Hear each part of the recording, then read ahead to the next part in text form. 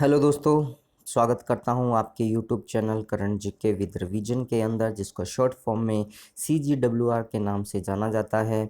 आज अपने बात करते हैं 9 मई से 15 मई के जो भी इम्पोर्टेंट क्वेश्चन थे उनके बारे में अपने स्टडी करेंगे, जो कि वीकली करंट अफेयर्स का आपका ये सेशन रहेगा।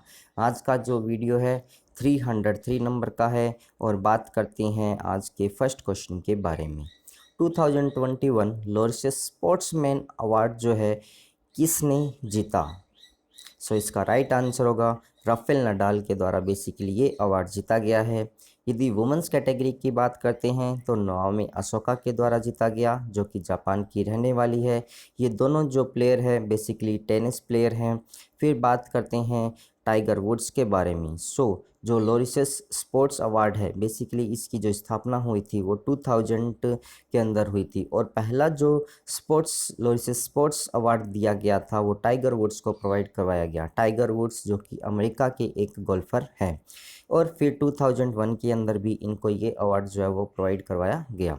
फिर बात करते हैं ये जो अवार्ड है basically Laureus sports good foundation की तरफ से प्रोवाइड करवाया जाता है। फिर बात करते हैं सचिन तेंदुलकर के बारे में। 2020 का जो लॉरिस स्पोर्ट्स मोमेंटिंग अवार्ड है वो जो है क्रिकेटर सचिन तेंदुलकर का, जो कि भारत के हैं, इनको प्रोवाइड करवाया गया था। फिर बात करते हैं, आप लोग मुझे एक क्वेश्चन का आंसर कमेंट में बताएंगे। इस बार के जो ये अवार्ड दिए गए हैं वो वर्चुअली प्रोग्राम जो है वर्चुअली ये जो अवार्ड है वो प्रोवाइड करवाएगी। इसका जो आयोजन है वो किस जगह पे किया गया, इसका आंसर आप लोग मुझे कमेंट्स के अंदर बताने वाले हैं। फिर बात करते हैं अपने नेक्स्ट क्वेश्चन के बारे में। New York city international film festival में सर्वश्रेष्ठ अभिनेता का जो पुरस्कार है वो अभी हाल ही में किसने जीता? राइट आंसर होगा अनुपम खेर के द्वारा बेसिकली ये जो अवार्ड है वो जीता गया है। इनकी एक शॉर्ट मूवी अभी आई थी हैप्पी बर्थडे, इसी के लिए इनको जो ये अवार्ड है वो प्रोवाइड करवाया गया। फिर बात करते हैं रजनीकांत के बारे में। इनको जो है 51st नंबर का जो दादा साहब फाल्के अवार्ड है वो प्रोवाइड करवाया गया है 2020 के लिए।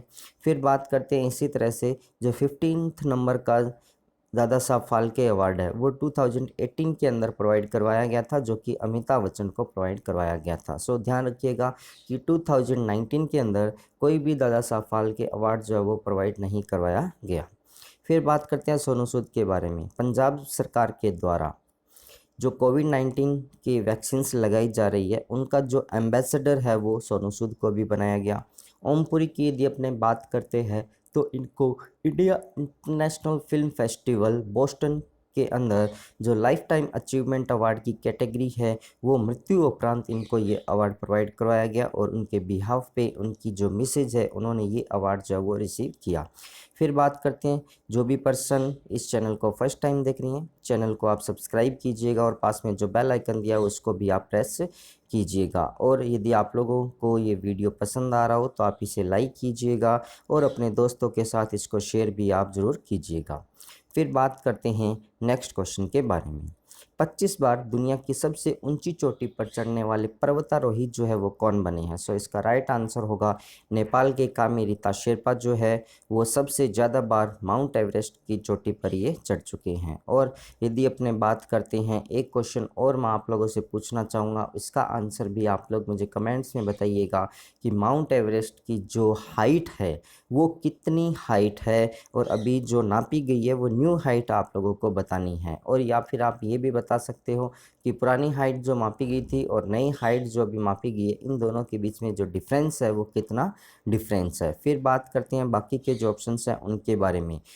नगीमी नुरपु शेरपा की बात करते हैं, ये भी नेपाल के रहने वाले हैं, और ये जो है माउंट एवरेस्ट के ऊपर 22 टाइम्स जो है वो माउंट एवरेस्ट को ये माप चुके हैं। प्रियंका मोहिते की बात करते हैं तो ये महाराष्ट्र की रहने वाली 28 ईयर ओल्ड गर्ल है, जिन्होंने कि माउंट अन्नपूर्णा को मापने वाली ये पहली भारतीय महिला बनी है। फिर बात करते हैं लवराज सिंह धर्मशुक्त की। ये भारत के रहने वाले हैं और इन्होंने माउंट एवरेस्ट को 7 टाइम मापा है। फिर बात करते हैं अपने नेक्स्ट क्वेश्चन के बारे में। किस कंपनी ने दुनिया की पहली 2 नैनोमीटर की जो चिप होती है बेसिकली उसको डिज़ाइन किया है या फिर उसका अनावरण अभी हाल ही में किया है। सो इसका राइट आंसर होगा IBM इंटरनेशनल बिजनेस मशीन के द्वारा बेसिकली ये जो चिप है उसका निर्माण किया गया, जिसके तहत जिस के अंदर ये जो आईसी या चिप लगाई जाएगी बेसिकली उसकी स्पीड इंक्रीज होगी और उसका जो पावर का कंजम्पशन है वो भी डिक्रीज हो जाएगा। फिर यदि अपने बात करते हैं IBM, जो IBM है इसकी स्थापना कब हुई थी, इसका आंसर आप लोग मुझे कमेंट्स में बताएंगे। इसका हेडक्वार्टर जो है वो न्यूयॉर्क के अंदर प्रेजेंट है। इसके प्रेजेंट टाइम के अंदर जो चेयरमैन और CEO बने हुए हैं वो अरविंद कृष्णा जी बने हुए हैं। फिर बात करते हैं अपने TCS के बारे में। सो TCS जो है भारत के अंदर फर्स्ट नंबर की IT कंपनी बनी हुई है। इन्फोसिस जो है वो सेकंड नंबर पे और विप्रो जो है वो थर्ड नंबर पे अभी आ चुकी है। HCL को इन्होंने पछाड़ दिया और HCL अभी फोर्थ नंबर की भारतीय IT सर्विस प्रोवाइडर कंपनी बनी हुई है। फिर बात करते हैं अपने नेक्स्ट क्वेश्चन के बारे में। Spanish grand prix 2021 F1 race जो है अभी हाल ही में किसके द्वारा जीती गई। सो इसका राइट आंसर होगा लेविस हैमिल्टन, जो कि मर्सिडीज के ड्राइवर है और इंग्लैंड के रहने वाले हैं। इन्होंने ये जो रेस है वो जीती है।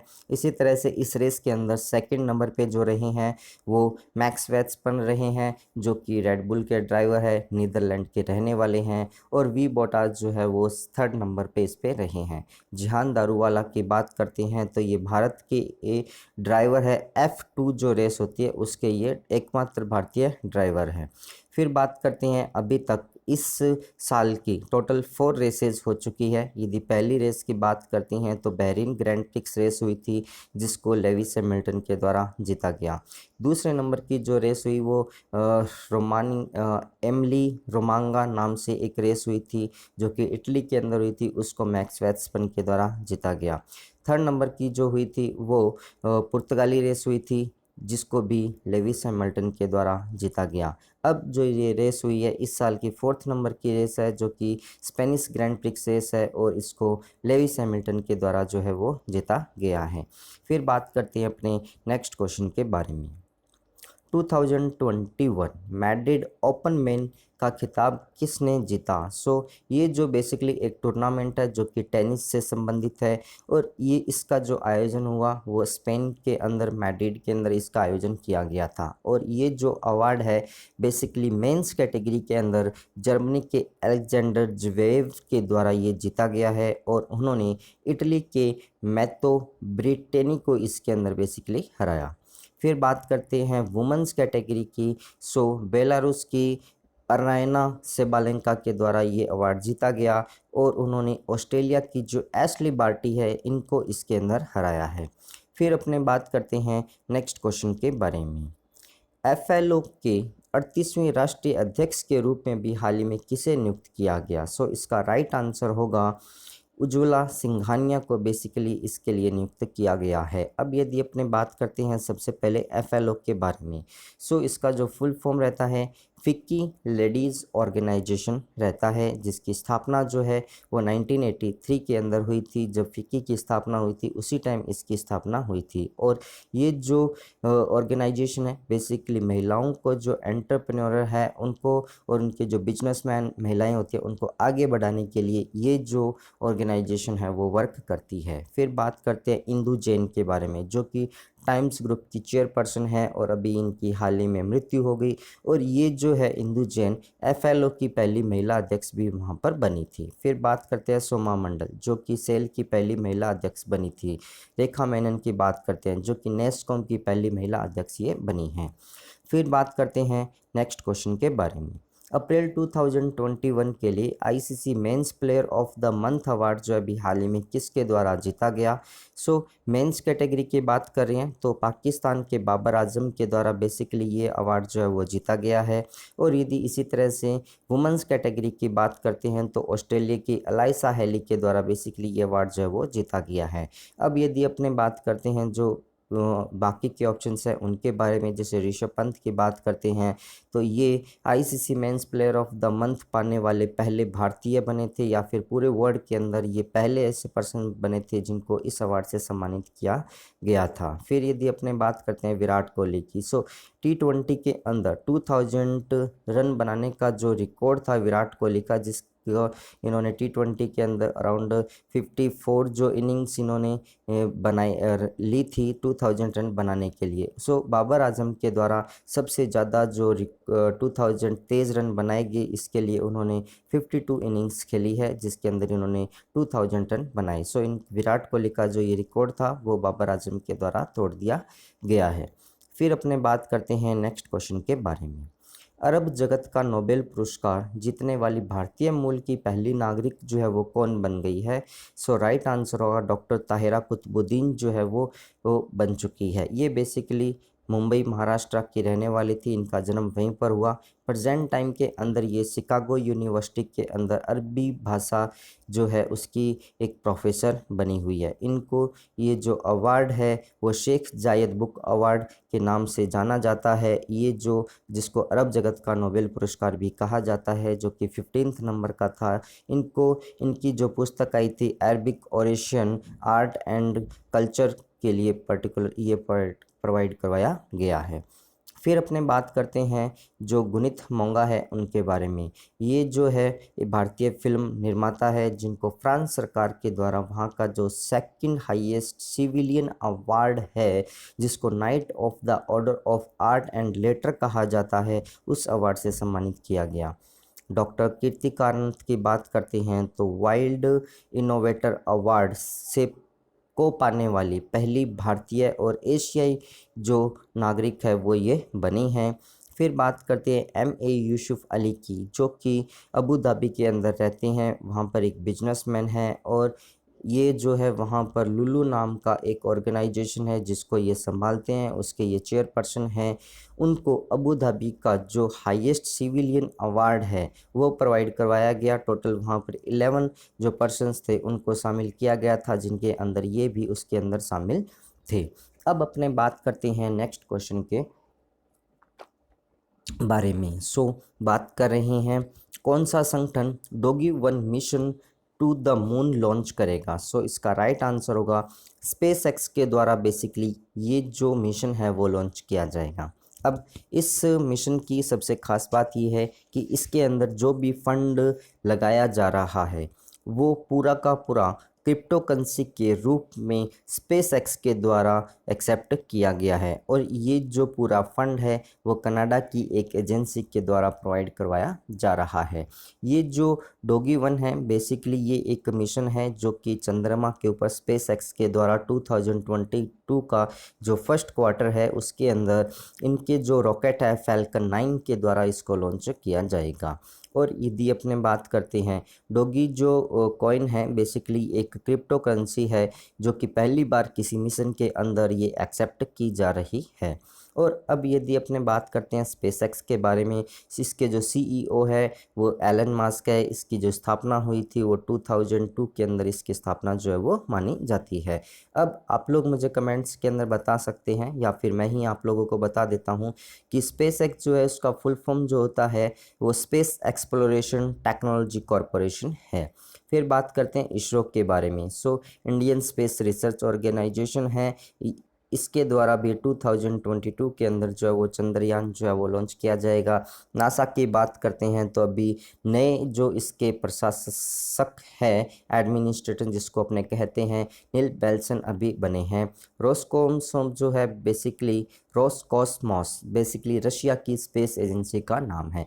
अब अपने बात करते हैं, यदि ये वीडियो आप लोगों को पसंद आ रहा हो तो आप इसे लाइक कीजिएगा और अपने दोस्तों के साथ इसको शेयर भी ज़रूर आप कीजिएगा। और जो भी पर्सन इस चैनल को फर्स्ट टाइम देख रहे हैं चैनल को सब्सक्राइब कीजिएगा और पास में जो भी बेल आइकन दिया है उसको भी आप प्रेस कीजिएगा, क्योंकि जैसे ही आप इसको प्रेस करते हैं तो मेरे द्वारा दी गई हर इन्फॉर्मेशन का जो नोटिफिकेशन है वो आपको मिल जाएगा।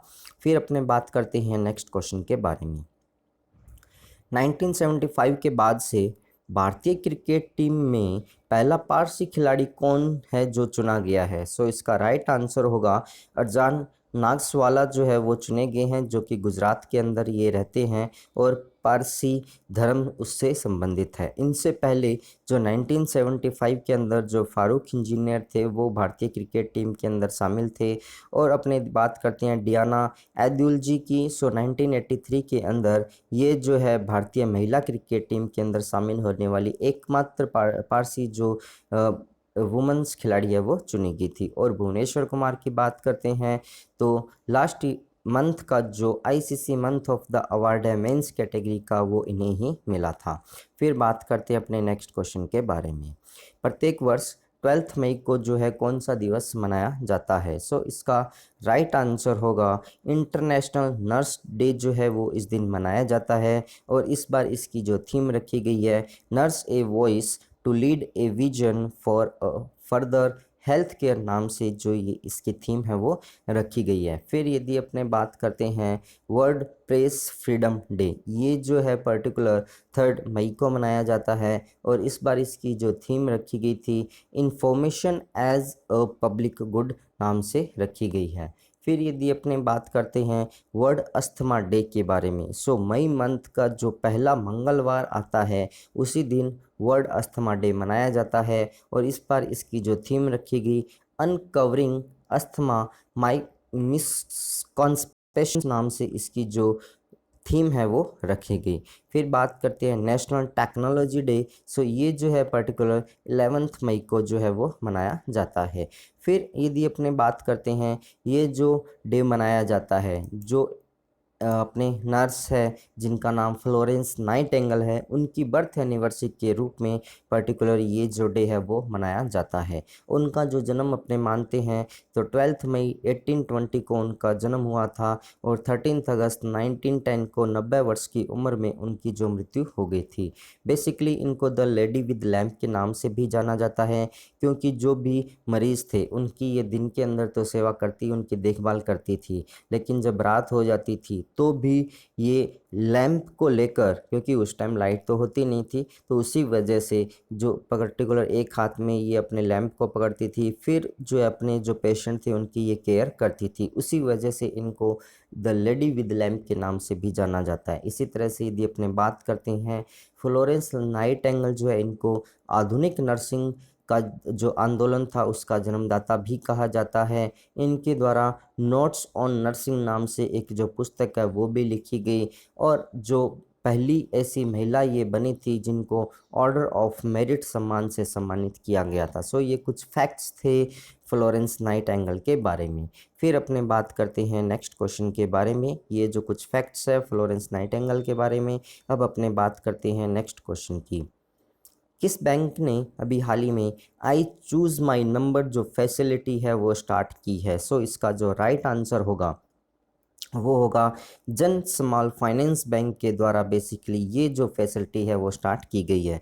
इस फैसिलिटी के तहत क्या होगा, जो भी जन स्मॉल फाइनेंस बैंक के अंदर करंट अकाउंट या फिर सेविंग अकाउंट जो खोले गए हैं या फिर जो नए कस्टमर के लिए खोले जाएंगे, उन सभी के लिए ये फैसिलिटी दी गई है कि लास्ट के जो 10 डिजिट अकाउंट नंबर होंगे वो कस्टमर अपनी प्रेफरेंस या अपनी इच्छा के अनुसार चुनकर इनको प्रोवाइड करवा सकते हैं और वही नंबर वो जो है लास्ट के 10 डिजिट इनके अकाउंट नंबर माने जाएंगे।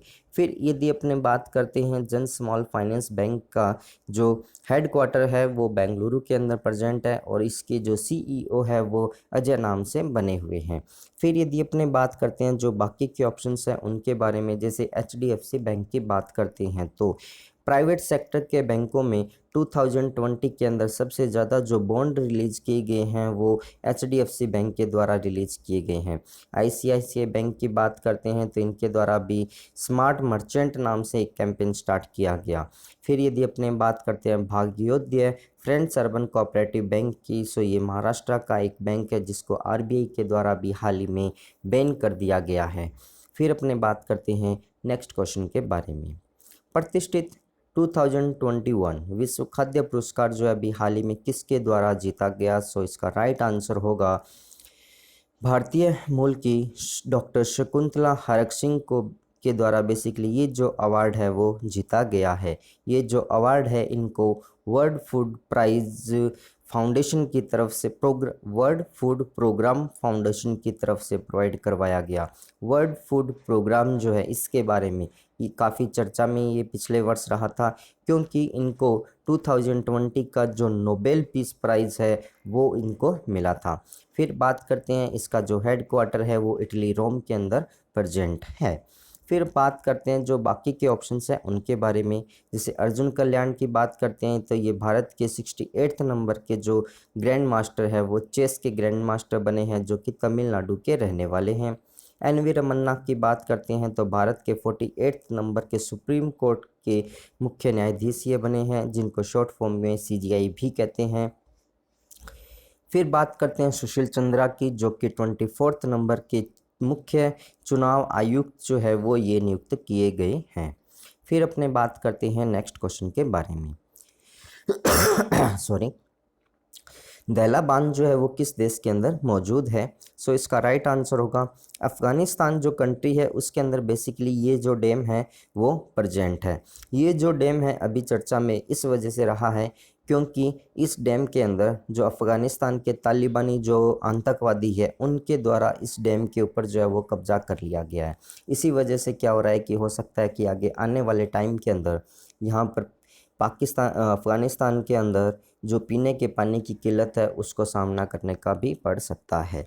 और फिर यदि अपने बात करते हैं भारत सरकार के द्वारा पहले वहाँ पर एक सैतूत डैम और सलमा जो डैम है, सलमा डैम भारत सरकार के द्वारा वहाँ पर निर्माण करवाया जा चुका है और सैतूत डैम का निर्माण अभी भारत सरकार के द्वारा अफ़गानिस्तान के अंदर किया जा रहा है।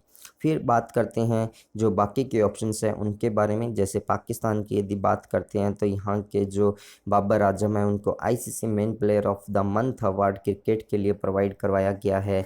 USA की बात करते हैं तो 12 से 15 वर्ष तक के बच्चों के लिए एमरजेंसी यूज़ के लिए जो फाइजर नाम की वैक्सीन है कोविड वैक्सीन उसको लगाने की मंजूरी अभी प्रोवाइड करवाई जा चुकी है। कनाडा की यदि अपने बात करते हैं तो यहाँ की मिशेल ली नाम से एक बैडमिंटन प्लेयर है जिनको भारत की PV सिंधु के साथ इंटरनेशनल ओलंपिक कमेटी ने बिलीव इन स्पोर्ट्स का जो एम्बेसडर है वो नियुक्त किया है। फिर बात कर रहे हैं यदि आप लोगों को ये वीडियो पसंद आ रहा हो तो आप इसे लाइक कीजिएगा और शेयर भी इसको ज़रूर कीजिएगा। जो भी पर्सन इस चैनल को फर्स्ट टाइम देख रहे हैं चैनल को आप सब्सक्राइब कीजिए और पास में जो बेल आइकन दिया उसको भी आप प्रेस कीजिए। फिर बात करते हैं नेक्स्ट क्वेश्चन के बारे में। Who is the writer of the book title 1971 The Beginning of India's Cricket Greatness? Bharat के जो क्रिकेट महानता की शुरुआत 1971 जो पुस्तक है वो किसके द्वारा लिखी गई है, उसका जो राइटर है वो कौन है वो आप लोग मुझे बताइए। सो इसका राइट आंसर होगा बोरिया मजुमदार और गौतम भट्टाचार्य के द्वारा बेसिकली ये जो पुस्तक है वो लिखी गई है। सो इसका राइट आंसर होगा option D, both B and C जो है इसका राइट आंसर होगा। अब यदि अपने बात करते हैं सचिन तेंदुलकर की एक ऑटोबायोग्राफी आई थी जिसका नाम जो था वो था प्लेइंग इट माई वे। सो उस पुस्तक के जो को ऑथर थे वो बोरिया मजुमदार जी थे। इसी तरह से यदि अपने बात करते हैं गौतम भट्टाचार्य, सो सौरव गांगुली की जो ऑटोबायोग्राफी आई थी a century is not enough, उस पुस्तक के जो को ऑथर थे वो भी गौतम भट्टाचार्य जी ही थे। फिर बात करते हैं दीप हैल्दर के बारे में। सो अभी एक पुस्तक आई थी इलेक्शन इन बंगाल 2021, एक डायरी। इस पुस्तक के जो लेखक है वो दीप हैल्दार थे, उनके द्वारा ये जो पुस्तक है वो लिखी गई थी। फिर अपने बात करते हैं नेक्स्ट क्वेश्चन के बारे में। किस देश में 2021 पुरुषों का विश्व मुक्केबाजी चैंपियनशिप का आयोजन जो है वो किया जाएगा? सो इसका राइट आंसर होगा रशिया के बेलग्रेड के सर्बिया के अंदर बेसिकली इसका आयोजन किया जाएगा। पहले जो ये आयोजन था वो इंडिया के अंदर होना था, लेकिन इंडिया के द्वारा जो इनका पे इशू था वो कंप्लीट नहीं कर पाने के कारण भारत से जो ये मेज़बानी है वो छीन कर रशिया को प्रोवाइड करवा दी गई और अब इसका जो आयोजन है वहाँ पर 26 अक्टूबर से 6 नवंबर तक इसका आयोजन किया जाएगा। फिर बात करते हैं अपने जापान के बारे में। सो जापान की यदि अपने बात करते हैं तो 2023 तक जो है लकड़ी से बना जो सैटेलाइट है वो यहाँ पर लॉन्च किया जाएगा और इस बार के जो ओलंपिक है वो यहाँ पर आयोजन किए जाने की घोषणा पहले से की जा चुकी है, लेकिन अभी भी संशय बना हुआ है कि ये होंगे या फिर नहीं होंगे। चाइना की यदि अपने बात करते हैं तो आज की ही न्यूज़ है कि चाइना के द्वारा जो मंगल रोवर भेजा गया था जिसका नाम जुरोंग है वो अभी वहाँ पर सफलतापूर्वक जो है वो लैंड कर चुका है। सो ये आज की करंट न्यूज़ है चाइना के बारे में। सो फिर अपने बात करते हैं नेक्स्ट क्वेश्चन के बारे में। इटली की गुप्त सेवाओं का नेतृत्व करने वाली पहली महिला के रूप में भी हाल ही में किसे नियुक्त किया गया है? सो राइट आंसर होगा एलिसाबेटा बेलोनी के इसके लिए सिलेक्ट किया गया है। और ये जो है बेसिकली AISE के शॉर्ट फॉर्म के नाम से जो इटली की जो सीक्रेट सर्विस एजेंसी है उसको जाना जाता है। फिर बात करते हैं जो बाकी के ऑप्शंस है उनके बारे में, जैसे कि डॉक्टर तेहरा कुतुबुद्दीन के बारे में अपने बात कर चुके हैं, गुणित मोंगा के बारे में भी अपने बात कर चुके हैं। अब यदि अपने बात करते हैं श्यामला गणेश की, सो ये जो है पिछले 38 वर्षों से जो जापान की एक पौधों या फिर प्लांट की एक जो नीति है या फिर शिक्षा नीति है जिसको इकम कहा जाता है उसके बारे में ये लोगों को जागरूक करती है। इसी को देखते हुए जापान सरकार के द्वारा इनको Japan the rising order of the sun award से सम्मानित किया गया है। जो श्यामला गणेशम जो है बेसिकली भारत के बेंगलुरु के अंदर ये रहती हैं। फिर बात करते हैं नेक्स्ट क्वेश्चन के बारे में। किस राज्य में देश की पहली म्यूकर माइकोसिस जो यूनिट है वो इस्टेब्लिश की जाएगी? सो इसका राइट आंसर होगा मध्य प्रदेश राज्य के अंदर बेसिकली जो इसका इस्टेब्लिश की जाएगी। अब यदि अपने बात करते हैं म्यूकर माइकोसिस की, ये बेसिकली क्या है? सो इसको अपने इंग्लिश के अंदर कहें तो इसको ब्लैक फंगस के नाम से भी जाना जाता है। इसका मुख्य काम या फिर अपने कहें तो लक्षण इसके ये कह सकते हैं कि इस बीमारी के अंदर पहले जो पर्सन है वो कोविड-19 पेशेंट है, वो जब कोविड से रिकवर हो जाता है तो उसके बाद वो पर्सन जो है ब्लैक फंगस का शिकार होता है। ब्लैक फंगस के अंदर बेसिकली क्या होता है कि जो भी पेशेंट की आई होती है या फिर उसकी जो रोशनी होती है वो आँख से दिखना उसको बंद हो जाता है। कहने का मीन्स जो उसकी आँखें होती है वो काम करना बंद कर दी जाती है, उनकी रोशनी जो है वो चली जाती है। और इसी के साथ साथ इसके अंदर जो डेथ रेट बताई जाती है वो 50% ब्लैक फंगस के अंदर है। सो ये जो बीमारी है बेसिकली कोविड से भी ज़्यादा खतरनाक बताई जा रही है। फिर बात करते हैं अपने जो बाकी के ऑप्शंस हैं उनके बारे में। जैसे राजस्थान की बात करते हैं तो मुख्यमंत्री चिरंजीवी योजना जो है यहाँ पर स्टार्ट की गई, जिसके तहत राजस्थान के हर एक वासी को स्वास्थ्य बीमा योजना जो है वो प्रोवाइड करवाया गया। पौंडीचेरी की यदि अपने बात करते हैं तो यहाँ पर 4th टाइम जो है एन रागास्वामी यहाँ के मुख्यमंत्री बने और पूरे भारत के अंदर चौथे जो राज्य और केंद्र शासित प्रदेश बना है जिसने 2022 का जो हर घर के अंदर नल से जल पहुंचाने का जो लक्ष्य था वो इसके द्वारा प्राप्त कर लिया गया। गोवा ऐसा पहला राज्य था जिसने ये लक्ष्य हासिल किया था। असम की बात करते हैं तो यहाँ पर 15th नंबर के जो हेमंत बिस्वा शर्मा जी है वो मुख्यमंत्री बने हैं। और असम पूरे भारत के अंदर पहला ऐसा राज्य बना है जिसने की जो फर्म है FRIMS जो कि flood reporting information management system है उसको लागू किया है। फिर बात करते हैं अपने नेक्स्ट क्वेश्चन के बारे में। प्रधानमंत्री किसान योजना के तहत कितनी राशि जो है बैंकों में अभी किसानों के ट्रांसफ़र की गई है? सो इसका राइट आंसर होगा अराउंड 19,000 करोड़ रुपीज़ जो है वो ट्रांसफ़र किए गए हैं। और ये जो है 8th इंस्टॉलमेंट है इस योजना का, जिसके तहत ये राशि जो प्रोवाइड करवाई जा रही है।